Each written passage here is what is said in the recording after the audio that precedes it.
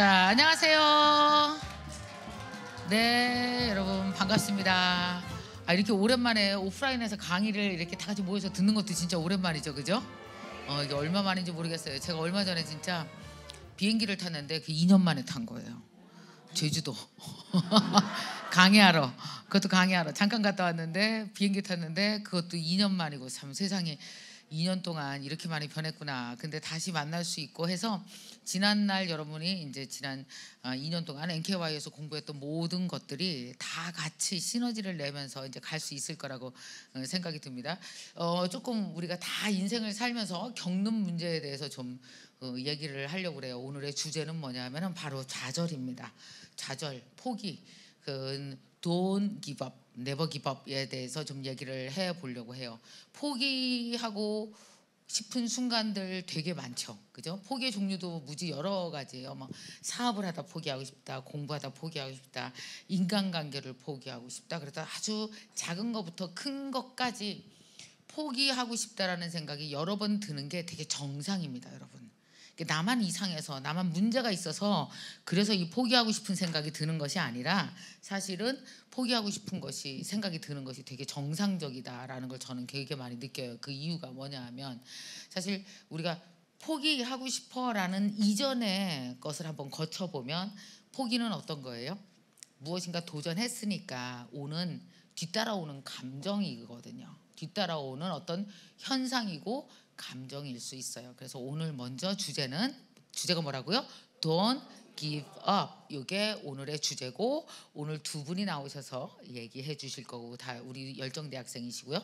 먼저 그 오픈을 제가 좀 하겠습니다. 자, 제가 여러분에게 먼저 저의 포기, 나의 포기는 어떤 것이 있었나를 조금 얘기를 해드릴게요. 자, 저도 포기를 하고 싶은 순간이 엄청 많이 있었어요. 아주 작게는 작은 프로젝트부터, 하나는 내 직업에 이르기까지 포기하고 싶다라는 생각을 해야 되는 때 할 수밖에 없는 순간들이 있었고, 바로 얼마 전에도 있어요. 바로 얼마 전에도. 근데 그때마다 이제 제가 나를 다독이고 가는 방법이 있습니다. 그 첫 번째, 포기하고 싶다는 생각이 들 때 절대로 착각하지 말아야 되는 게 한 가지가 있는데요. 뭐냐 하면은, 포기하고 싶은 순간에는 대부분 이전에 내가 기대했던 것과 다른 결과가 왔을 때잖아요, 그죠? 그러니까 다른 결과가 온 것을, 그 결과가 앞으로도 계속될 것이라는 착각을 하지 말아야 돼요. 이게 변합니다. 아니면 내가 방법을 조금만 정신 차리고 바꿔도 결과는 바뀌어요. 손을 이렇게 해보세요. 이만큼만 바꿔보세요. 다른 곳으로 가잖아요. 여기에 왔는데 여기서 조금만 바꾸기만 해도 이쪽으로 갈 걸 바꿔보지도 않고 중간에서 멈추는 걸 저는 포기라고 불러요. 그래서 살아있는 한 포기가 없는 이유는 내일 다른 선택을 할 수 있으니까. 그래서 항상 뭔가 요새 장사가 너무 안 돼, 내가 뭐가 문제가 있어라고 생각할 때는 거기서 해볼 걸 다 해봤어라고 포기하지 마시고, 해볼 걸 다 해본 인생은 없어요. 다음날 해 뜨면 다른 선택하면 어때요? 또 다른 곳으로 가게 되잖아요. 그러니까 포기하는 것 대신에 어떤 선택, 다른 선택지는 무엇이 있을까라고 여러분이 생각하셔야 된다는 거, 이게 제가 느낀 겁니다. 두 번째는 뭐냐면, 다른 생각이 안 날 때 사람들이 포기를 해요. 아무리 생각해도 달리, 왜 이런 거 있잖아요. 달리 방법이 없어요. 이런 얘기를 하잖아요. 저 따라서 내가 무식해서 그렇다. 왜 다른 방법이 생각이 안 나요? 다른 사람을 안 만났나 보지. 다른 공부를 안 했나 보지. 아는 게 거기까지인가 보지. 여러분, 아는 게 거기밖에 없는 게 자랑이 아니잖아요. 제가 얼마 전에 금융에 대해서, 금융적 문제가 생긴 적이 있었어요. 저한테가 아니고 회사, 뭐 이런 약간. 근데 나는 아무리 생각해도 솔루션이 없더라고요. 근데 얼마 전에 한 증권회사 상무를 만났거든요. 바보 아니야? 방법이 10가지도 넘더라고. 뭐냐 하면요, 내가 너무 모르는 거예요. 여러분, 저 좀 또 따라서, 내가 아는 건 그 분야의 100분의 1이다. 저도 100분의 1밖에 몰라요. 그러니까 뭐냐 하면, 100분의 1이라는 건 99가지의 내가 알면 풀 수 있는 방법이 많은데, 많은 사람들이 포기하는 두 번째 이유가 뭐냐 하면, 다 해봤어요, 이렇게 거짓말을 해요. 거짓말이에요. 다 해봤다라는 거.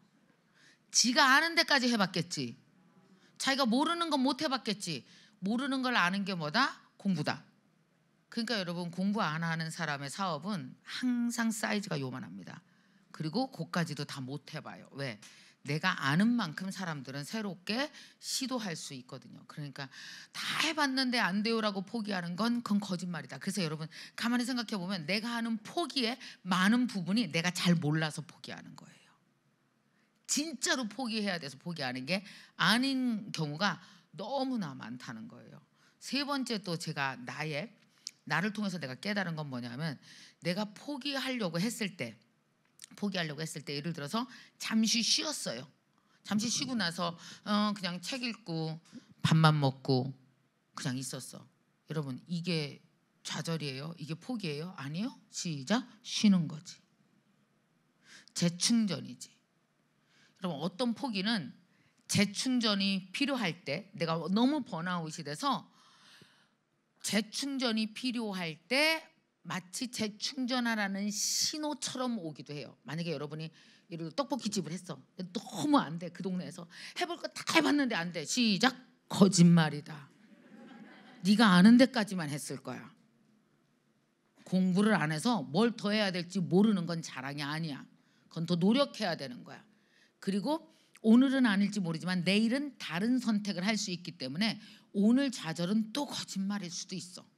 오늘 포기는 거짓말일 수 있어. 근데 만약에 자꾸만 포기되고 좌절하는 마음이 와서 잠깐 쉬고 싶어 왔을 때는 어떤 건지 알아요? 대부분 그렇게 되게 심하게 좌절과 포기가 올 때는요, 다른 걸 구하기 위해서 사업이 망할 때가 있어요. 한 1년 더 했으면 암 걸렸을 거야. 근데 다른 거 더 중요한 걸 막기 위해서 돈으로 여러분을 막았을 수도 있어. 이런 식의 뭐예요? 나를 위한 해석을 하면 그건 포기가 아니다. 그래서 잠시 사업 다 내려놨어. 내려놓고 어떻게? 쉬었어. 밥만 먹어. 마음 편하니까 먹고 책도 읽어. 그러니까 뭐예요? 새로운 사업 아이템도 생각나고 아이디어도 생각나고 힘들었던 나를 위로하고, 그러면서 다시 일어날 수 있어서. 인생이 얼마나 긴데요. 100년 중에 뭐 1년 쉰다고 아무 일도 안 나요.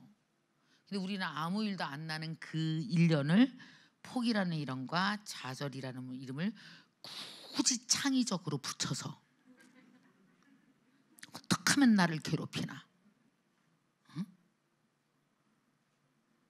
여러분, 좌절과 포기가 되게 습관인 사람이 있습니다. 그 언어를 되게 자주 쓰고 그 감정을 아주 쉽게 자기 것으로 가져오는 사람들이 있어요.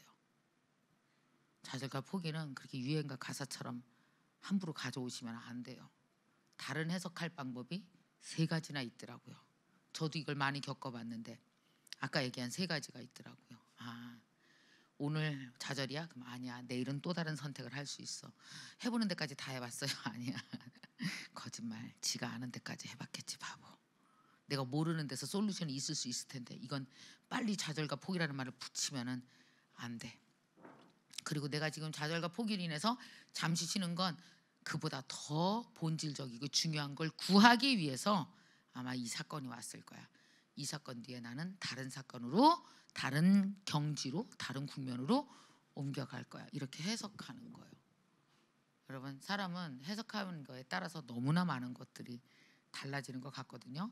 저는 지금까지도 좌절할 만한 일, 포기할 만한 일 수도 없이 겪었고 아마 앞으로도 계속 그럴 겁니다. 그럴 때마다 저는 이 3가지를 생각하면서 가려고 하거든요. 자, 그런데 여러분 어때요? 좌절과 포기는 사람마다 색깔이 너무 다르고 당하는 유형이 너무 다릅니다. 저한테 메일 오는 거 보면 정말 어떤 좌절은 정말 처참하게 이를 데 없는 것들도 있어요. 그 사람마다 그 힘을 꺼내 쓰는 힘이 달라야 돼요. 그래서 오늘 2분은 그 포기와 좌절을 딛고 그분들만의 솔루션으로 무엇을 어떻게 이뤄냈는지 우리에게 좋은 영감을 주실 2분을 모셨습니다. 자, 그래서 여러분 잠시 후에 이 2분을 모시게 될 텐데요. 2분에 대해서는 제가 잠시 소개를 잠시 해드리도록 하겠습니다. 자, 앞에 지금 이렇게 2분이 나와 계신데 빨간 자켓을 입고 계신 분은 복화술의 매력에 푹 빠져서 눈이 오나 비가 오나 진짜 이렇게 오직 복화술 하나에만 매달렸던 분이에요. 전 세계 최초로 메타버스에서 복화술 공연을 펼친 소리예술가 복화술사 이송빈님이시고요. 또 호박식당이라는 첫 외식 브랜드 창업을 성공으로 이끌고 이제는 무려 11개의 브랜드를 거느린 외식업계의 큰손 김치연 대표님이십니다. 자, 이송비 열정대학생. 여기 들어오면 다 똑같잖아요. 또 하나의 신분을 갖게 되죠. 뭐라고? 학생이요. 그죠? 우리가 너무 좋아하고 사랑하는 학생이라는 신분을 가지고 또 한 번 열심히 살아가는 길로 들어선 이송빈님 그리고 김치헌님 두 분의 이야기를 바로 시작하도록 하겠습니다.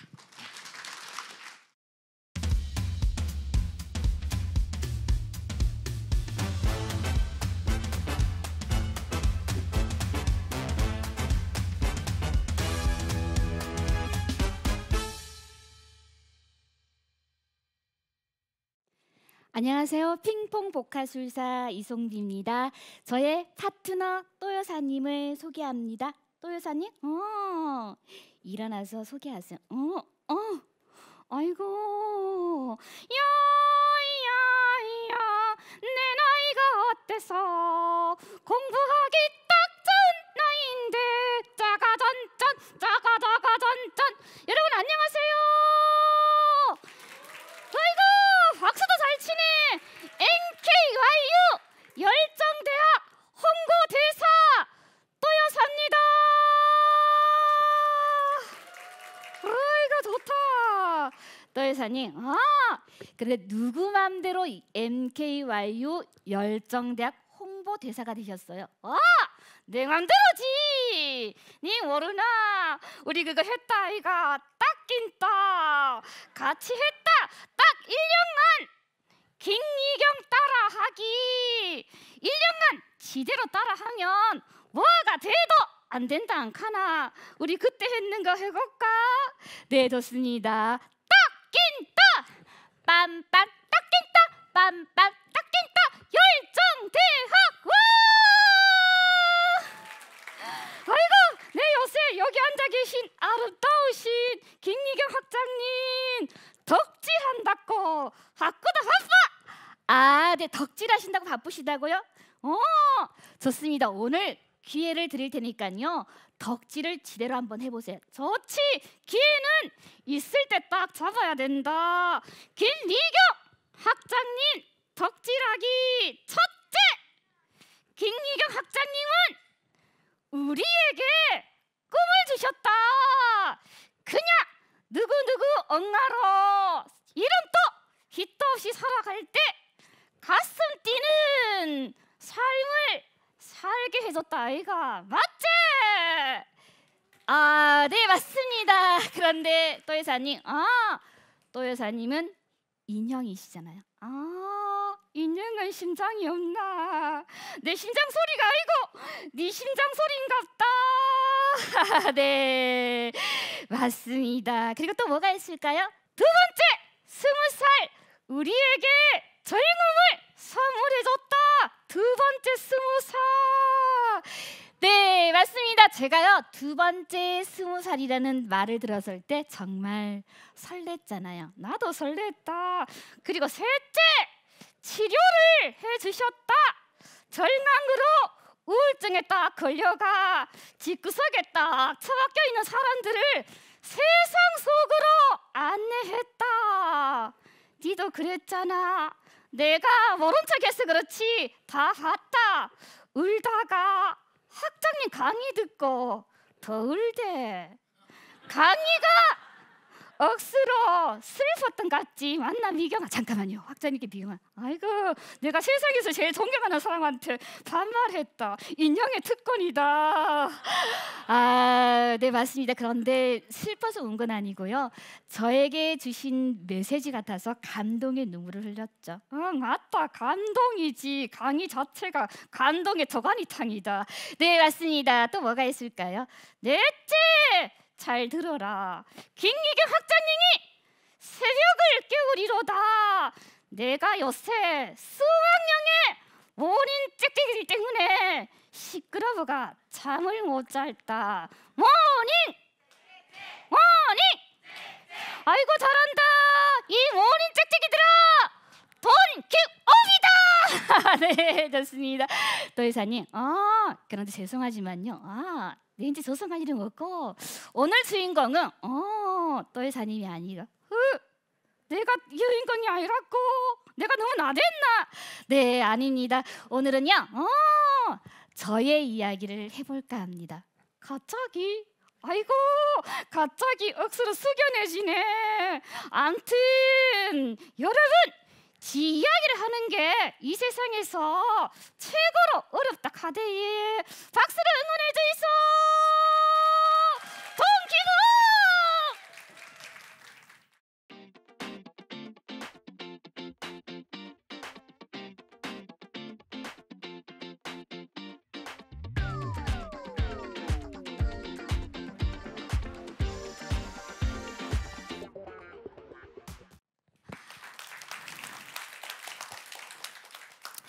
네, 안녕하세요. 반갑습니다.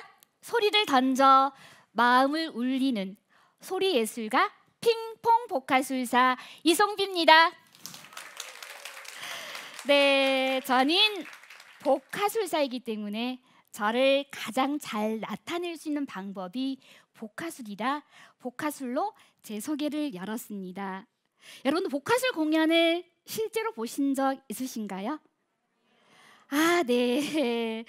많이 못 보셨죠. 하지만 지금은 보카술이 많이 대중화가 되었지만 몇 년 전만 해도 사람들이 잘 알아주는 직업이 아니었습니다. 하지만 오늘 이 무대에서 제가 수많은 직업들 중에서 왜 보카술사가 되었는지, 그 과정에서 어떤 시련이 있었고 어떻게 극복하고 지금의 제가 되었는지 이야기해 보도록 하겠습니다. 제가 첫 번째로 여러분들께 하고 싶은 이야기는, 꿈을 포기하고 싶은 순간을 맞이하면 주변을 둘러볼 것입니다. 주변을 둘러보고 나를 지지해주는 사람이 단 한 명이라도 존재한다면 절대 포기하지 말고 계속 꿈을 꾸라는 이야기입니다. 제가 보카술을 처음 시작했을 때가 2001년이었습니다. 어린 나이에 결혼을 하고 아이를 키우면서 우리 아이들에게 재미있게 동화책을 읽어주기 위해 동화 구연을 배웠습니다. 동화 구연은 제가 보카술사로 거듭날 수 있는 밑거름이 되어 주었습니다. 어느 날 동화 구연을 가르쳐 주셨던 스승님께서 저에게 보카술을 배워보라고 추천을 해주셨습니다. 보카술이 뭔지도 모르는데 배워보라고 추천을 하셔서 어리둥절했습니다. 하지만 스승님이 얘기해 주신 보카술의 매력에 푹 빠졌어. 이건 꼭 배워야겠다. 이게 바로 나의 길이다 하는 생각이 들었습니다. 보카술은 사전학적인 의미로는 입술을 움직이지 않고 말을 하다라고 되어 있습니다. 사람들이 입으로 전할 수 없는 이야기를 인형을 통해서 전해지고, 그렇게 전해진 이야기들이 수많은 사람들의 마음을 울리고 헤아리고 치유할 수 있는 거죠. 정말 매력적이지 않나요? 네, 감사합니다. 그래서 저는 당장 보카술을 배우기에 나섰습니다. 보카술을 배우기 위해서 아이들은 언니에게 맡기고 매주 부산으로 달려갔습니다. KTX가 없던 시절이라 오가는 길이 산 넘고 물을 건너는 기분이었지만 일주일에 딱 한 번 보카술을 배우는 그 시간이 설렘 폭발이었습니다. 하지만 제가 보카술을 몰랐듯이 다른 사람들에게도 보카술은 정말 생소했습니다. 그래서 제가 보카술을 해도 그 누구도 제가 소리를 낸다고 생각하지 않았습니다. 녹음을 해서 틀어준다거나 아니면 커튼 뒤에서 누군가 대신 소리를 내어준다고 생각했습니다. 이렇듯 너무나 생소한 분야이기 때문에 제가 아무리 보카술 공연을 하고 싶어도 저를 불러주는 사람이 없었습니다. 보카술의 매력에 푹 빠졌어. 어디서든 이 매력을 발산하고 싶었는데 불러주는 사람이 없다니 정말 공감하는 분들이 많을 거라고 생각합니다. 저의 넘치는 끼를 발산하고 싶은데 발산할 곳이 없다면 얼마나 조음이 쑤셨겠습니까? 하지만 저는 포기하지 않고 저의 넘치는 의욕을 어떻게든 발산해야겠다고 생각하고 유치원에서 아이들과 동화 구연 수업을 할 때 도입으로 복화술을 했습니다. 복화술이 뭔지도 모르는 유치원생들이었지만 제 공연을 정말 너무나 좋아해주고 저의 찐 팬이 되어 주었습니다. 제 직업에 대해서 아무런 편견 없이 공연 자체를 좋아해주는 유치원생들을 보고 언젠가는 저의 직업의 진가를 알아봐주는 사람이 있을 거라는 확신이 들었습니다. 누군가는 아무것도 모르는 유치원생들의 좋아해주는 것이 무엇이 별거야? 라고 생각할 수 있습니다. 하지만 저한테는 그것이 별거였고 용기를 주었습니다. 제가 지금까지 살아가면서 깨달은 게 있습니다. 아무도 나를 알아주지 않아도 나를 지지해주는 찐팬 한 명이 있다면 포기하지 않고 열심히 꿈꾸어도 된다는 것입니다. 알아주는 사람이 없어서 이송비를 알리고 복화술을 알리기 위한 저의 선택은 재능 기부였습니다. 소아암병동을 비롯해서 치매를 앓고 계시는 기억학교 어르신들을 찾아가 공연을 했습니다. 인형이 말을 하는 복화술 공연을 보시고 어르신들께서는 함께 웃기도 하고 울기도 했습니다. 아이고, 내가 살다 이래 재미있는 거는 처음 본데 하시면서 좋아해 주셨고, 높고 높은 하늘이라 말들 하지만 나는 높은 게 또 하나 있지. 푸른 하늘 그보다도 높은 것 같아. 하하가 네, 감사합니다. 하하가 부르는 어머니 은혜를 들으시고 눈물을 흘리기도 하셨습니다. 공연이 끝나면 주머니에 꼬깃꼬깃 간직하고 계셨던 쌈짓돈을 내어주시기도 하셨습니다. 어르신들이 좋아하시는 걸 보면서 저의 직업에 대해 자부심을 가지기 시작했습니다. 이렇게 열심히 했더니 대구시에서 주는 봉사상도 받게 되었습니다. 공연 의뢰와 교육 문의도 많아졌으며 방송에 출연하는 기회도 얻게 되었습니다. 네, 감사합니다. 1년에 복화술 공연을 100회 한다라고 매일 글로 적고 실행하기 위해서 노력했더니 연말이면 기적처럼 공연 횟수가 채워지기도 했습니다. 너무나 오랫동안 혼자 버텨왔던 시간들이 드디어 결실을 맺는 값진 순간들이었습니다. 열심히 달려왔고 그 덕분에 제 꿈도 이루었고 아이들도 무사히 잘 성장시킬 수 있었습니다. 그래서 이제 이렇게 쭉 복화술사로서의 제 명성도 높아지고 나의 노후도 준비하면 되겠구나라고 생각했습니다. 그런데 코로나19로 인해 모든 것이 멈춤이 되고 말았습니다. 2020년에는 복화술 공연을 연 200회 한다라고 꿈적기를 했는데 그 꿈은 그냥 꿈이 되고 말았습니다. 여러분, 살만 하면 죽는다는 옛말이 있죠. 그 순간 그 말이 생각났습니다. 살만 하면 죽는구나. 공연 문의 교육 문의가 거짓말처럼 뚝 끊어지고 말았습니다.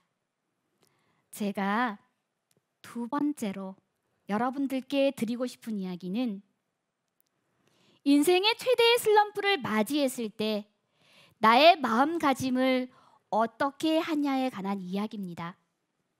모든 것이 멈췄을 때 나는 무엇을 해야 하나 참 암담했습니다. 꿈 하나만 바라보고 KTX도 없던 시절 왕복으로 부산을 오가며 복화술을 배웠을 때 아무도 나를 찾아주지 않았던 시절, 저를 보면서 방긋 웃어주는 유치원생들의 앞에서 최선을 다해서 공연을 했던 그때를 생각하면서 세상이 멈췄다고 나까지 멈출 수는 없다는 생각이 들었습니다. 만약에 세상의 멈춤으로 절망하고 저도 멈췄다면 복화술사 이송비의 인생도 그렇게 멈췄겠죠. 그리고 지금 이 자리, 너무나 그렸던 꿈의 무대, 가장 영광스러운 이 자리도 저에게 주어지지 않았을 겁니다. 코로나19는 끝날 기미가 보이지 않았기에 저는 오프라인 교육과 공연은 당분간 접어두자 마음을 먹었습니다. 대신 온라인 교육과 공연을 위해 내가 무엇을 준비하고 공부해야 하는지에 몰두했고 그 고민과 함께 M, K, Y, U 급조했습니다. 네. MKYU에 입학을 했고 공부를 시작했습니다. 딱김따를 시작으로 DQ, 돈만 보고 유튜브 키우기 등 수업을 들으면서 제 귀에 딱 꽂힌 단어가 있었습니다. 뭘까요? 뭘까요, 학장님? 바로 메타버스입니다. 학장님께서 메타버스를 노래하고 계셨어요. 블랙핑크가 메타버스 안에서 공연을 했다는 이야기, 그 이야기를 듣는 순간 아, 이거다 싶었습니다. 코로나로 인해 공연이 다 끊기고 이제 어떻게 살아야 하나 고민이 많던 그 시기에 그 소리를 듣고 대체 메타버스가 뭔데 사람을 오프라인으로 모으지 않고 공연을 한다는 거지? 호기심이 마구마구 생기기 시작했습니다. 처음에 학장님께서 메타버스라는 이야기를 하셨을 때 저는 그 단어의 뜻조차 몰라서 같이 있는 커뮤니티 사람들에게 메타버스가 뭐예요? 메타버스가 뭐예요? 라고 묻고 다녔던 기억이 있습니다. 그렇게 메타버스의 몇 자도 몰랐던 제가 메타버스에 대해 하나하나 배워가면서 놀랍게도 성장했고 우리나라 최초로 메타버스 안에서 복화술 공연을 하는 복화술사가 되었습니다. 네, 저는 이 계기를 바탕으로 세계에서 제일 잘하는 메타버스 복화술사가 되는 꿈을 꾸고 있고 그 꿈을 이루기 위해 현재도 노력 중입니다. 제가 복화술사로 활동하면서 개인적으로 가장 힘들었던 순간이 있습니다. 사랑하는 언니를 영안실에 눕혀두고 공연 무대에 올랐던 순간입니다.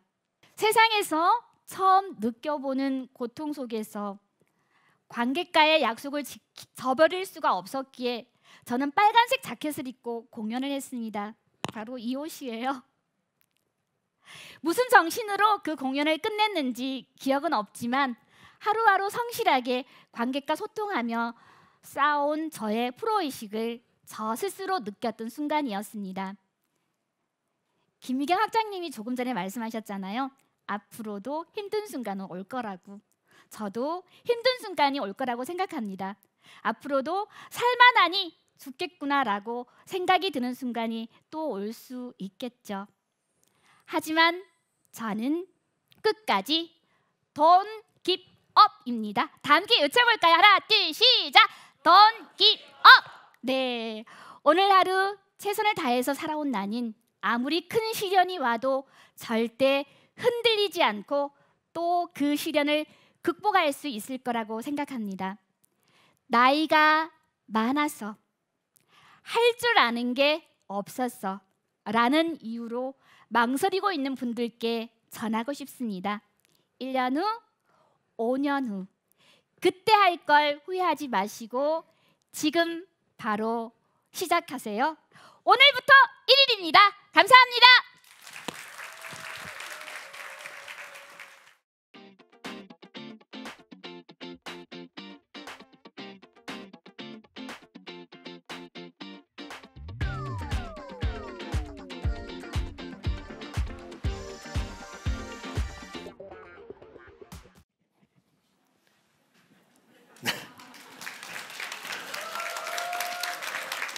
네, 안녕하십니까. 김치환이라고 합니다. 원래 제가 되게 과한 편인데 앞에서 너무 재밌고 웃고 또 이렇게 울으시기도 하시고 이런 광경을 보면서 좀 약간 지금 그냥 떨립니다. 그래서 오늘 여러분 앞에 서게 돼서 굉장히 영광입니다. 저는 그 호박 패밀리라고 하는 외식 기업을 운영하고 있는 김치현이라고 하고요. 오늘 제가 그동안 호박식당을 창업하고 지금까지 오면서 겪었던 성공 노하우 그리고 경험을 토대로 여러분들께 이야기를 드리겠습니다. 원래 저는 어렸을 때부터 운동을 했고요. 대학교도 체육대학을 전공했습니다. 그런데 저도 뭐 촉망받는 운동 선수였는데 고등학교 때 그 아버지 사업이 굉장히 어려워지면서 저는 가난했었고 그리고 돈을 벌어야 했습니다. 그래서 대학교도 학자금 대출을 받아서 대학을 다녔고요. 그런 중에 제가 존경했던 선배님이 삼겹살 창업을 하셨어요. 그래서 우연치 않게 그 매장에서 일을 한 게 제 외식업의 첫 시작이었습니다. 그 매장에서 주방에서 일을 하면서 음식을 만들고 또 홀 서빙을 하고 또 배달 일도 하고 외식업에 관한 전반적인 경험을 쌓게 됐고요. 그런 중에 제가 배달을 또 많이 또 했었는데 제가 그 택시하고 부딪히는 배달 중에 사고로 굉장히 큰 사고가 났습니다. 거기가 그 올림픽대로 북단인데요. 택시의 뒤에 이렇게 받쳐서 공중에서 한 3m 정도 날아서 중앙선을 이렇게 떼굴떼굴 굴러갔습니다. 그래서 반대편에서 이렇게 차가 정말 그 왕복 6차선이었는데 왔으면은 지금 아마 이 자리에 없었을 수도 있을 겁니다. 그래서 정말 또 공중에서 이 그 철가방이 열리면서 면발이 이렇게 흩날리는 장면들이 정말 이 파노라마처럼 이렇게 흘러왔던 기억이 지금도 생생합니다. 그래서 저는 이제 그 병원에 입원을 하게 됐고 그때 제가 존경하던 그 좋아하던 선배님께서는 저의 이제 몸 상태나 건강보다는 어떤 사고의 과실이나 어떤 누가 어떤 책임을 졌는지 이런 부분에 더 말씀을 많이 하시고 이런 부분을 보면서 제가 마음속으로 상처를 너무 깊게 입었어요. 그래서 제가 그 어떤 사고를 계기로 그 식당에서는 이제 일을 그만두게 됐고요. 창업을 하기로 결심을 했습니다. 근데 막상 나와 보니까 정말 이 막막하더라고요. 내가 일을 하는 것과 창업을 한다는 것이 굉장히 다른 일이었고, 그래서 일단 어디서 창업을 해야 될까 고민을 하다가 제가 태어나고 자란 동네가 이 성동구에 있는 금호동인데 제일 아는 동네에서 장사를 시작을 해야 되겠다. 그래서 찾아보던 중에 그 동네에서 운영하고 있는 갈비집에 취업을 해가지고 불판 닦기로 다시 들어갔습니다. 그래서 한 6개월여간 그 이제 한 평 좀 남짓한 어떤 그 불판 닦는 방에서 하루에 한 400~500장 정도의 그 불판을 이제 쇠솔로 이제 계속 닦는 그런 일을 하면서 이 동네 이제 상권이 어땠는지 여기 오시는 고객층들이 어떤지 그런 경험들을 좀 쌓아나갔고 마침 그러던 중에 그 옆에 있는 그 건물에 옛날에 이제 그 바다 이야기라는 불법 오락실 같은 데가 유행했어요. 그래서 이제 단속을 맞으면서 권리금 없이 이렇게 제가 창업을 할 수 있는 어떤 공간이 나오게 됐습니다. 그래서 여기다라고 생각을 해서 계약을 하고 그때 제가 4천만 원 정도를 모으고 이제 주류 대출이라고 해요. 우리 주류를 쓰면 거기서 무이자로 대출을 해주는 게 있었는데 거기서 이제 받아서 창업을 2009년도에 하게 됐습니다. 제가 지난 어떤 선배 가게에서 일했던 그런 경험과 어떤 불판을 닦으면서 거기에 있는 상권들에 대해서 준비를 했고 어떤 그 경험을 바탕으로 호박식당을 창업을 했는데요. 거짓말처럼 제가 생각했던 그 아이템과 그런 부분들이 정말 대박이 쳤습니다. 정말 꿈만 같은 얘기들이었고 제가 야끼니쿠라는 그 메뉴를 맨 처음에 이제 선정하게 됐는데 그 이유는 어떤 그 당시에는 야끼니쿠 일본식 소갈비라는 이제 안창살에 직성 양념을 해서 내는 그런 요리였는데요. 그런 부분이 굉장히 좀 유니크하고 없는 메뉴였습니다. 하지만 이제 국민이 좋아하는 삼겹살이라든지 가족 단위가 좋아하는 이제 돼지갈비라는 또 메뉴를 이렇게 좀 접목을 시켜서 일반적으로 대중적인 음식에 대한 어떤 차별화, 특화된 그 야끼니쿠라는 메뉴를 주고 계란찜하고 된장찌개를 서비스로 주는 이런 가성비 좋은 식당을 만들었어요. 그래서 정말 지금까지도 줄을 14년이 됐는데 줄을 서는 식당으로 거듭나고 있고 그 어떤 정말 2시간, 3시간 걸쳐서 이렇게 기다려서 들어올 수 있는 매장이 되고 그런 줄 서는 부분은 문화가 돼서 어떠한 그 훌륭한 인테리어도 할 수 없는 그런 장면들을 연출하면서 굉장히 지금까지 지속할 수 있는 어떤 계기가 됐던 것 같습니다. 이렇게 운영을 하면서 한 1년 정도 됐을 때 주변을 좀 되돌아보기 시작했어요. 저와 같이 일했던 직원들 그리고 이제 성공을 축하해주는 분들 그리고 이거 운으로 좀 치부하는 사람들도 많이 계셨습니다. 그래서 함께했던 직원들한테는 다음 어떤 스텝에 대한 비전을 제시를 해줘야 됐고 그다음에 운으로 치부했던 사람들한테는 이게 나의 정말 고된 힘든 경험 속의 어떤 결과물이다라고 해서 실력으로 뭔가를 또 다른 컨셉으로 증명해 보이고 싶었던 그런 약간 오기가 생기더라고요. 그래서 마침 저희 그 호박식당을 하던 건물주가 역 건물을 매입을 하게 되면서 1층도 여기도 해보지 않을래라는 기회를 줬습니다. 그래서 가만 보니까 거기가 이제 우리 호박식당을 먹고 2차로 갈 그런 집이 없더라고요. 그래서 저는 치킨집을 해야겠다. 그래서 치맥집을 해야겠다. 그래서 이제 꼬꼬라는 이름으로 치킨집을 런칭을 해서 역시 그 전략이 좀 주요했습니다. 그래서 이러한 어떤 생각과 어떤 계기들이 지금까지 11개 브랜드를 했고 지금 국내외 한 60여 개의 직 가맹점이 있고요. 최근에는 프랑스 파리에도 오픈을 했고 또 호박식당은 지금 라스베가스에도 운영이 되면서 최근에 우리 BTS도 거의 매일 왔다 가는 그런 대박난 식당이 됐습니다. 사실 지금 제가 뭐 이렇게 창업과 지금까지 하고 있는 브랜드를 말씀드렸지만 사실은 없어진 식당도 오픈한 식당만큼이나 많고요. 그리고 지금 현재 운영을 하고 있지만 모든 식당들이 다 잘 되고 있지는 않아요. 하지만 그런 것 같아요. 제가 어떤 부분을 도전을 했을 때 어떤 도전했던 그 부분들이 실패를 해도 내 근간이 흔들리지 않을 정도의 선에서 저는 도전을 합니다. 어떻게 보면 성공을 하는 방법보다 실패를 하는 방법에 대한 부분을 더 잘하는 부분이기도 한 것 같아요.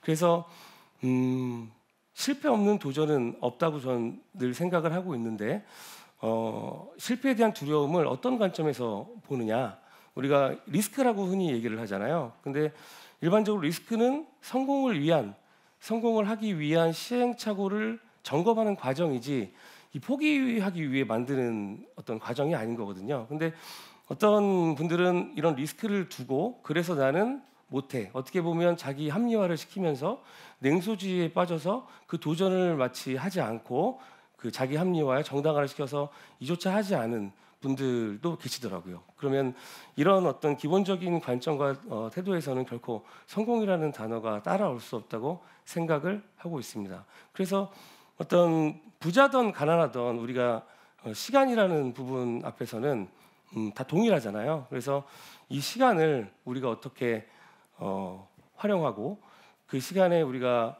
게으르지 않고 도전할 수 있는 그 부분에 대해서 굉장히 저는 또 중요하게 생각을 하고 있습니다. 그래서 이런 거 있잖아요. 게으름과 부지런함의 차이가 있는데 우리가 아무리 미라클 모닝에 모닝 책제가 돼서 5시에 기상을 해서 우리가 하더라도 우리가 이 삶을 전진하기 위한 그 한 포인트에 대해서 이행하려는 일에 대해서 어떤 행하지 않으면 전 그건 게으름이라고 생각을 합니다. 그리고 뭐 좀 다른 얘기긴 하지만 제가 늦잠을 자더라도 반드시 내가 해야 될 어떤 일에 대해서 정면으로 맞닥뜨리고 그 실패에 대한 두려움을 성공적으로 이렇게 열정적으로 진행하는 그런 부분들에 대해서는 저는 부지런함이라고 생각하는데 안 하는 게 맞다라는 관점보다는 어떻게 하면 해결할 수 있을까라는 관점은 두려움을 극복할 수 있는 마음가짐이라고 저는 생각하고 있습니다. 지금까지 오면서 위기가 기회가 됐었던 그런 부분들이 저한테도 많이 있는데요. 일단 호박식당을 제가 만들 때 거기는 약간 황무지 같은 곳이었어요. 지금은 뭐 여러 상권이 형성이 됐지만 그래서 위치는 몫이다라는 그 얘기를 지금도 저는 굉장히 중요한 원칙으로 삼고 있습니다. 제가 지금 운영하는 그 매장들도 위치에 있는 로케이션이 저는 먹자골목에 저희 식당이 하나도 없어요. 그 이유는 그만큼 식당들이 많이 있는 곳에 많이 모이지만 그만큼 공급처도 많거든요. 그러면 줄 서는 그림도 잘 안 나옵니다. 왜냐하면 줄 서다가 좀 귀찮아 그럼 옆 가게를 가기도 하고 또 그만큼 임대료도 비싸고 여러 가지 리스크가 큽니다. 그래서 저는 명동이나 강남역 뭐 이런 이태원 코로나 때 가장 직격탄을 맞는 동네이기도 하잖아요. 기본적으로 주거도 형성이 좀 안 돼 있고 그래서 우리가 좀 기본적인 주거가 형성이 돼 있으면서 작더라도 좀 회사가 있는 주 7일을 다 충족시킬 수 있는 그리고 내가 끌어모을 힘이 있었을 때 그만큼 나밖에 찾을 수 없는 그런 로케이션을 저는 선호하는 편이에요. 그래서 어떻게 보면 이 호박식당의 위치는 위기라고 할 수 있는데 그거를 또 다른 관점에서 해석을 해서 굉장히 기회로 왔던 어떤 중요한 저의 삶의 큰 포인트라고 생각을 할 수 있고요. 뭐 예를 들어서 음식을 서빙하다가도 마찬가지라고 생각합니다. 내가 된장찌개를 갖고 가다 손님한테 이렇게 실수로 미끄러져서 이렇게 떨어뜨릴 수 있잖아요. 그랬을 때 어떠한 태도에 따라서 지금까지 충성 고객으로 이루어지는 경우도 많았고요. 제가 보다시피 지금 뭐 몸이 굉장히 좋습니다. 좋아 보이세요? 네네네. 그 옛날에는 더 컸어요. 몸이 더 컸고 머리도 더 짧고. 그래서 이제 카운터에 이렇게 서 있으면 사람들이 이상하게 쳐다봐요. 그리고 소문도 많았습니다. 그 저 어떤 출신이다 그런 건 전혀 아닌데 그래서 그 빡빡머리가 90도로 이렇게 인사를 손님들한테 하면요. 특히 남자 손님들이 굉장히 좋아해요. 왜냐하면 저는 그거를 알죠. 근데 밖에 나가서 저 같은 사람한테 이렇게 90도로 인사받아 볼 일이 없잖아요. 네, 그런 부분들도 어떻게 보면 그 저의 외모적인 위기를 기회로 극복했던 사례라고 할 수가 있겠죠. 그래서 대표적으로 지난 코로나 19는 저한테 굉장히 큰 위기였어요. 그래서 저희 또 매장은 대형 매장이 많고 회식이나 그런 모임 그런 또 24시간 하는 운영하는 매장들도 많았기 때문에 시간 제한이나 집합 금지 같은 어떤 그런 제재들은 저한테는 굉장히 직격탄이었고 정말 그 초기에는 한 6개월에서 한 8개월 정도는 월 억대 적자를 보는 실제로 그러니까 정말 심각했습니다. 심각했고 그러면서 굉장히 저한테 데미지를 많이 준 어떤 이슈였는데 그러면서 제가 하지 않았던 그런 배달이나 테이크아웃 그리고 밀키트나 HMR 이런 부분들로 빨리 극복하고자 해서 지금은 그런 부분들이 저희한테 부가적인 또 매출로 돼서 이전보다 훨씬 더 긍정적인 부분으로 왔고요. 그리고 MKIU에서 또 제가 공부를 하는 이유도 급격하게 사회가 변하고 있는데 앞으로 또 변할 거고 외식업도 엄청나게 빠릅니다. 우리나라가 너무 이 외식업은 더더욱 빨라요. 금방 또 났다가 인스타그램이나 SNS에서 엄청 활성화됐다가 언제 보면 없어져 있고 본질에 충실하지 않고 너무 또 이제 어떤 트렌드에 많이 맞춰서 외식업도 이렇게 생겼다 없어졌다 하는데 저는 그보다는 또 지속성을 많이 공부하고 싶고 앞으로 올 어떤 미래에 대해서 특히 이제 메타버스나 NFT 그다음에 이제 푸드테크 같은 부분들을 MKYU에서 우리 또 성장의 아이콘 김미경 선생님한테 공부를 하면서 외식업에 접목을 시키려고 준비를 하고 있습니다. 그래서 이런 어떤 부분들이 위기를 기회로 만든 힘의 핵심은 관점을 바꾸는 그런 기본적인 제 마음가짐이었던 것 같습니다. 오늘 말씀을 마무리하면서 두 가지를 좀 말씀드리고 싶은 게 있습니다. 하나는 아까도 잠깐 말씀드렸지만 자기를 어떤 속이는 게으름, 현실적인 외면, 성과를 내는 것에 대한 어떤 게으름, 가장 중요한 한 가지 인생을 전진을 위해서 노력하는 부분, 그런 부분들이 저한테는 운동이거든요.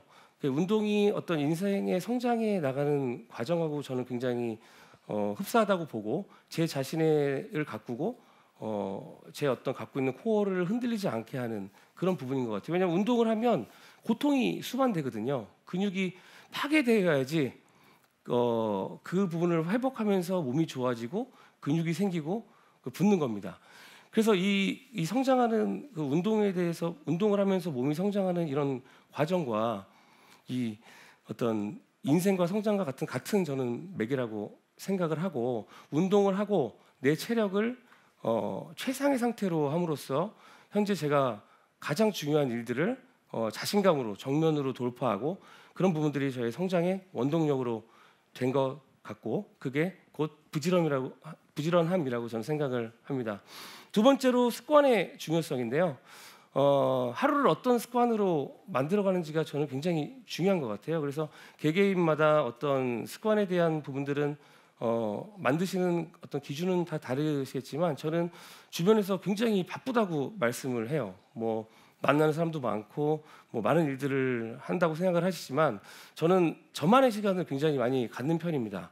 그래서 나만의 시간의 일에 대한 고민으로 좀 시간을 많이 보내고 그게 독서가 됐든 운동이 됐든 그리고 그 앞으로 전진하기 위한 그 중요한 한 가지에 대한 집중으로 좀 시간을 쓰는 것 같아요. 그리고 소비 습관도 역시 돈을 써서 그 가치가 더해지는 것에 대해서 좀 돈을 쓰는 편입니다. 매장 확장도 이런 관점에서 확장시킬 때 우리 회사에 어떤 이익이 정말 될 수 있느냐 가지고 저는 매장 출점을 했고요. 어떤 사람의 인사, 뭐 채용, 어떤 인사 이동 전반적으로 인사를 할 때도 그 인사가 우리 회사에 어떤 두 배의 가치가 있을 수 있냐에 따라서 저는 생각을 많이 하는 편입니다. 이런 생각과 생활 습관이 지난 시간 동안 저를 성장해주고 그리고 성공으로 이끌 수 있었던 어떤 생각이 아니었나 싶습니다. 오늘 주제가 위기를 성공으로 이끈 사람들의 이야기이고 돈 기부업이잖아요. 그래서 저는 마지막으로 이런 말씀을 드려야겠다고 생각했습니다.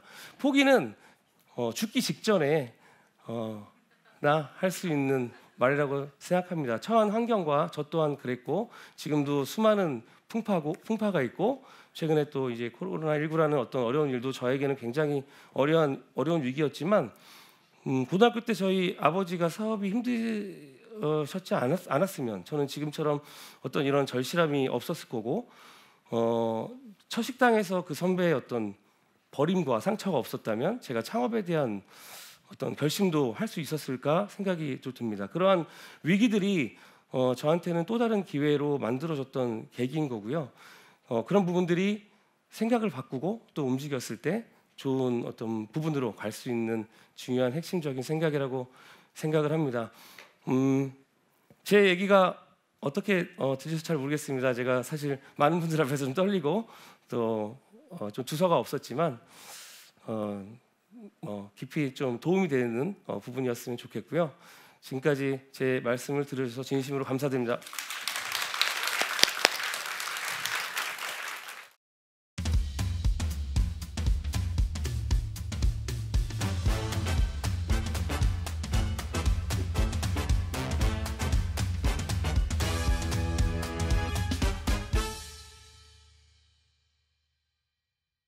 박수 한번 주세요. 네네네. 자, 두 분의 이야기를 조금 같이 나눠 볼게요. 이렇게 어디 강의하시니까 좀 떨렸어요. 그래, 아까 왜 떨고 그래요? 아까 몸은 무슨 뭐 약간 그쪽인 것 같은데 왜 떨고 그래?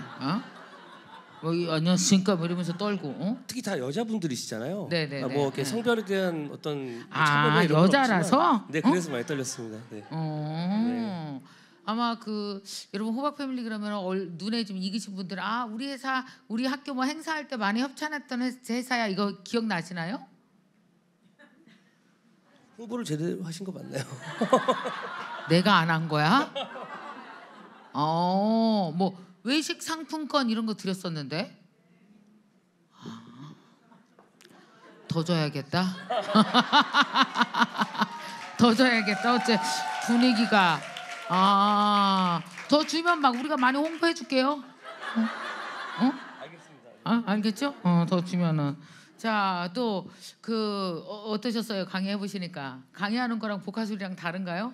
네, 저는 공연 무대는 떨림이 없었는데요. 오늘 제 이야기하는 건 처음이어서 굉장히 많이 긴장되었습니다. 아니 이번에 이런 자기 이야기를 하는 게 이번에 처음이었어요? 네, 자기 이야기는 처음입니다.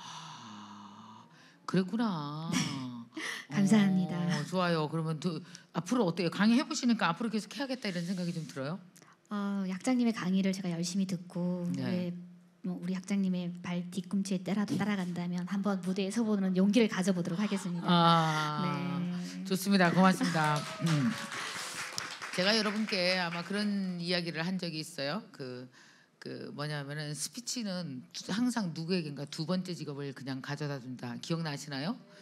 야구 선수인데 스피치를 잘하면 강사라는 두 번째 직업이 탄생하고 그래서 야구했을 때 받은 연봉보다 자신의 30년 야구 인생을 얘기할 때 연봉이 더 높은 사람들이 무진장 많습니다. 미국은 대통령이 끝나고 나서 바로 강의하기 시작하면 1시간 강사료가 얼마예요? 막 1억씩 합니다. 그리고 영화 감독 20년 한 사람이 영화 인생을 얘기하면 그게 두 번째 직업이 되죠.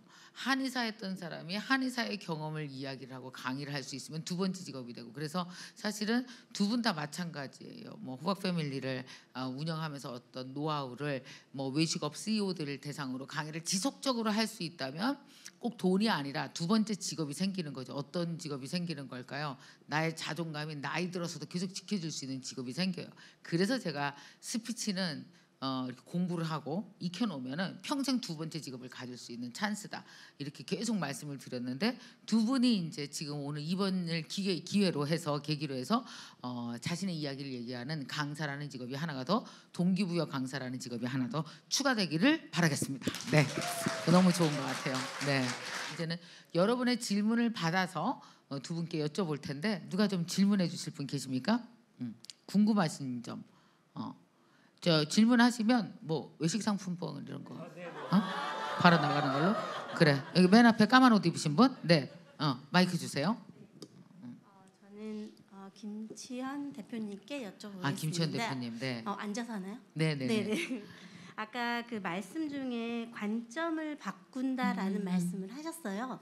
그래서 일반적으로 저희가 갖고 있는 지식과 정보를 통해서 저희는 어떤 것에 다가가게 되는데 어떻게 그런 관점을 바꿀 수 있는지 그게 너무 궁금하더라고요. 어떻게 바꿔요 관점을? 네. 일단 관점을 바꾼다는 건 고집을 버리는 일부터 시작을 하는 것 같아요. 그래서 아까 김경 학장님께서도 말씀을 해주셨지만 그 어떤 자기의 테두리 안에서의 그 실패와 관점에 대한 그런 어떤 부분들이 가장 위험한 발상인 것 같습니다. 그래서 어떤 다양한 방법에 대해서 한번 타진해보고 설계해보고 또 공부하고 이런 부분들이 관점을 바꾸고 현재 기준으로 가장 최선이라고 생각하는 부분에 대해서 실행에 옮겼을 때 한번 그 성공에 대한 맛을 보면 우리가 어떤 부분에 대해서 계속해서 다각도로 접근할 수 있는 관점의 변화가 생길 수 있는 것 같습니다. 네.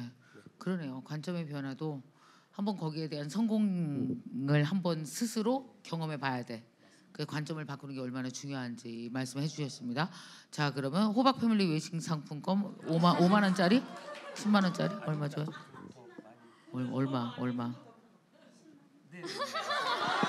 어머, 본인이 가격을 지가 정한다? 너무 웃겨. 20만 원? 이러고 자기가 정해요. 너무 기가 막히네. 하여간 우리 학생들 너무 똑똑한 20만 원. 오케이, 좋습니다. 아이고, 자, 그다음에 아까 네, 또 질문해 주세요. 네.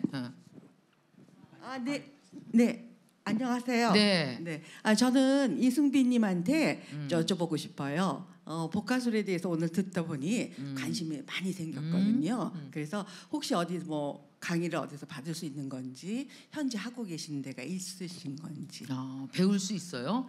네, 지금 코로나 이전에는요 네. 오프라인으로 교육이 있었습니다. 라이센스 과정이었고요. 네. 이제 코로나 이후에는 온라인으로 복화술 교육을 하고 있습니다. 네, 네. 그걸 좀 알려주세요. 그러면 어디서 네. 할 수 있는지. 네. 지금 현재 열려 있는 건 없고요. 네, 네. 지금 다른 바쁜 일이 있어서 6월달에 6월달에 챌린지로 하세요. 네. 네, 좋을 것 같습니다. 사실은 오늘 이 자리가 저에게는 굉장히 꿈의 무대였습니다. 그래서 오늘의 이 기운을 받아서 이제 오늘이 끝나고 나면 교육을 준비해 봐야겠다는 야심찬 꿈을 지금 가져갑니다. 그렇죠. 잘했어요. 네. 이제 오프라인으로 감사합니다. 본격적으로 하시기 바랍니다. 네. 그럼 저기도 20만 원 주시는 거야? 20만 원? 20만 원 드리는 걸로. 네, 감사합니다.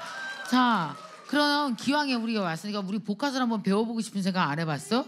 입술 안 움직이고 한번 말하는 거 해봤으면 좋겠어. 어떻게 하는지 가장 쉬운 거 조금만 알려줘 보세요. 네, 알겠습니다. 우리 다 함께 마스크 속에 여러분들의 입이 있지만 저는 여러분들의 표정만 봐도 여러분들이 웃고 있는지 아니면 찡그리고 있는지 보입니다. 그래서 복화술의 첫 번째 포인트는 웃는다입니다. 한번 살짝 웃어볼 텐데요. 그래서? 미소 짓는다입니다. 미소를 한번 지어보도록 하겠습니다. 시작. 자, 첫 번째는요. 1은 그냥 나의 표정, 2는 웃는다입니다. 1, 2, 웃었어. 1, 1, 2. 2. 웃는 상태에서 응. 이렇게 입술을 움직이지 않고 안녕하세요. 만나서 반갑습니다. 한번 해보도록 하겠습니다. 자, 미소 지은 상태에서 안녕하세요. 목소리가 반갑습니다. 이상해져. 자, 하나, 둘, 시작. 안녕하세요. 안나서 반갑습니다. 해봐. 네, 모두 한번 해봐. 한번 해봐. 입술 움직이지 말고. 영어 그런 소리 하지 마라. 무슨 영어 복화술이야. 괜히 나 고생시킬 생각하지 말고 여러분이 꿈을 꾸세요. 모든 꿈은 노동이야. 그만할게요. 이제 나는 열심히 해주세요. 자, 마지막 한 분에게 질문을 받겠습니다. 네. 저 뒤에 녹색 입으신 분. 아까 이제 말씀 중에 성공한 식당, 지금 이제 성공한 식당들을 많이 보여주셨지만 성공한 식당보다 실패한 식당이 더 많았다. 뭐 접은 식당이 더 많았다. 이제 그런 얘기를 하셨는데 사실 이제 뭐 빠르게 시도하고 거기서 또 배운 것을 얻고 그런 건 되게 좋지만 여하튼 비용이 들어가고 시간이 들어가고 에너지가 들어가는데 그런 것들을 이제 과거에 이제 경험이 있을 테니까 새롭게 시작할 때 무엇을 더 보시는지 그게 궁금합니다. 두 가지인데요. 아까 말씀드렸지만 실패를 하더라도 기본적으로 저한테 크게 너무 이제 제기할 수 없을 정도의 도전은 제가 하지 않는 그 편이고요. 제기할 수 없는 도전인지 아닌지 어떻게 알아요? 일단은 제가 뭐 100만 원을 가지고 있으면 30만 원을 투자를 해서 한다든지 오케이. 뭐 그럴 수 이런 있겠다. 어떤 개념인 거죠. 그리고 자기 돈으로 다 해요? 아니면 누구로부터 투자를 받아서 사업을 하세요? 저는 저희 회사는 외부 투자는 없고요. 100% 저희 이만한 자본으로. 걸 다 자본으로 한 네. 거예요? 벌어서 한 거야? 그렇죠. 대박. 그거 대단한 거다 진짜. 더 쌓아야 되는 거 아니야? 자기 돈으로 했어? 그래 그만해 거덜내지 마. 우리 너무 뽕 뽑는 경향이 있어. 그만해. 그래서요. 네, 그리고 뭐 이거 사실 좀 내부적인 이야기인데 제가 79년생이거든요. 그래서 30살 되게 어리구나. 아니 그래도 외모에 비해서는 굉장히 나이가 있는 편이죠. 그래? 뭔 말이야. 너무 79년생이면 몇 살인 거야? 네. 44 어리지 뭐. 네, 44. 네. 감사합니다. 31살 때 창업을 해서 지난 31살 때 한 거예요. 네네 시작을 해서 2009년에 해서 지금까지 이어오고 있는데 네. 제가 정말 도전해보고 싶은 하고 싶은 그 식당의 종류는 정말 다 해봤습니다. 네. 어떤 거 해봤어요? 뭐 지금 현재도 육류에 관해서는 뭐 소, 닭, 양, 돼지 뭐 정말 각종 육류는 다 다루고 있고요. 현재. 그러니까 한화담은 정말 한화담은 가서 먹어보시면 정말 맛있어요. 고기가 네. 너무 정갈하고. 근데 이러한 부분들이 저의 개인적인 어떤 도전이었고 네, 새롭게 네. 또 성공을 시키고자 하는 저의 목표이기도 했지만 사실 그 좀 비효율적인 부분도 좀 있어요. 왜냐하면 어떤 기준이 똑같지 않고 어떤 바잉도 그렇고 인사 체계도 그렇고 식당 브랜드마다 다 다르죠. 다릅니다. 커피숍 다르고 네, 베이커리 네, 다르고 맞습니다. 다 다르잖아. 고깃집 다르고. 네, 그렇기 때문에 이제 회사적인 입장에서 봤을 때 그런 측면들을 좀 많이 느끼면서 이제 남은 또 어떤 도전은 저희 이제 회사의 또 규모와 효율성을 위주로 한 어떤 부분에 중점적으로 진행을 시키려고 합니다. 혹시 네. 경영은 어떻게 배우셨어요? 지금 경영을 전체 매출 규모가 어느 정도 돼요? 다 합치면? 지금 세무 여기가- 이슈 없겠죠? 없죠. 뭐. 이거 영업이익 아닌데 뭐. 네. 지금 저희 한 400억 정도 하고 있고요. 네, 뭐 하여튼 그렇습니다. 네, 그래서 직원도 엄청 많죠. 식당은. 직원은 한 260명. 오 마이 갓. 네. 그렇구나. 그래서 이렇게 진행되고 있고 이제부터는 좀 선택과 집중을 해서 지금 저희가 회사 중에서도 간판 브랜드들이 있거든요. 네. 그 브랜드에 좀 집중을 해서 더 좀 좋아요. 전 세계 어디를 가도 다 알 수 있는 그런 브랜드로 만들고 싶습니다. 네, 정말 박수 한번 주세요, 여러분. 그래서 더군다나 또 이번에 우리 그 김치원 대표님께서는 우리 NKY에서 NKY에 공부하고 싶어도 공부하기 되게 어려움을 겪는 분들이 많이 계세요. 뭐 이주 그 여성이라든지 그래서 그런 분들을 돕기 위해서 우리가 후원하는 그 클럽을 만들었잖아요. 아시죠, 여러분? 다 앙터프르너 멤버십을 앙터프르너 클럽을 만들었습니다. 그 첫 번째로는 이제 물론 내가 제일 먼저 후원하는 기부금을 내고요. 두 번째 또 그 얼마 전에 NFT 100만 원 당첨되신 상금을 내신 분이 계시고 또 여러분들이 계신데 그 중에 이제 김치원 대표님도 우리 앙터프르너 멤버십 클럽으로 들어오게 되셔서 여러분 환영해 주시기 바랍니다. 네, 고맙습니다. 자, 그래서 그걸 얘기했더니 진짜 웃긴 게 어떤 분들이 그 댓글에 그런 걸 많이 썼더라고. 나는 내가 성공하는 게 내 돈 버는 거 이외에 목표가 없었는데 나도 앙터프르너 멤버십에 클럽에 가입하고 싶다. 나도 누군가를 후원하고 싶다. 그런 선한 목표가 생겼다고 하는 분들이 있어서 되게 좋은 것 같아요. 앞에서 거기서 역할을 좀 많이 해주시기 바랍니다. 네, 네. 자, 여러분 재밌으셨습니까 오늘? 네, 저는 여러분이 이 무대를 보고 그러셨으면 좋겠습니다. 뭐냐면 제가 항상 꿈을 꾸기 시작할 땐 내 눈앞에서 무엇인가 눈에 띄었을 때 찰칵 사진을 찍어요. 저거 내 거. 책에서 한 줄을 봤을 때 이거 내 거. 내 거라고 찍어놓고 달리기 시작하거든요. 제가 강의를 들었던 적이 있었어요. 피아노 학원 할 때 누군가가 무대에 올라가서 강의를 하고 딱 보는데 저거 내 거. 내가 하면 진짜 잘하겠다. 라는 생각을 그때 27살, 8살 때 하게 됐고 저는 결국 강사가 됐거든요. 여러분 오늘 이 두 분의 무대가 여러분 눈에 찰칵 저거 내 거라는 마음을 여러분이 가지셨으면 좋겠어요. 그리고 앞으로 1년 안에 어느 순간에 여러분 중에서도 이 미라클 나잇에 올라오셔서 여러분의 이야기를 자연스럽게 누군가에게 나눌 줄 아는 거 쉐어해야 여러분 성장하십니다. 그럴 수 있는 분들이 오늘 이 자리에서 많이 탄생하셨으면 좋겠고요. 오늘 김치원 대표님 또 우리 복화술 앞으로 강의도 많이 하시고 그죠? 그 강사라는 직업도 또 하나 더 추가하시고 그렇게 하면서 정말 더 멋있게 메타버스 최고의 복화술 공연자로 성장하셨으면 좋겠습니다. 마지막으로 우리 여사님께서 인사 한번 하시죠. 네. 아이고 오늘 이 무대에서 학장님도 만나고 모닝 찍찍이들도 만났어. 내 가문의 영광이다. 다음에 또 불러도 사랑한대. 고맙습니다. 자, 일어나셔서 우리 인사할까요? 자, 다 같이 인사. 고맙습니다. 네. 김희경이 만든 온라인 대학 MKYU가 궁금하다면 지금 바로 MKYU의 문을 두드리세요.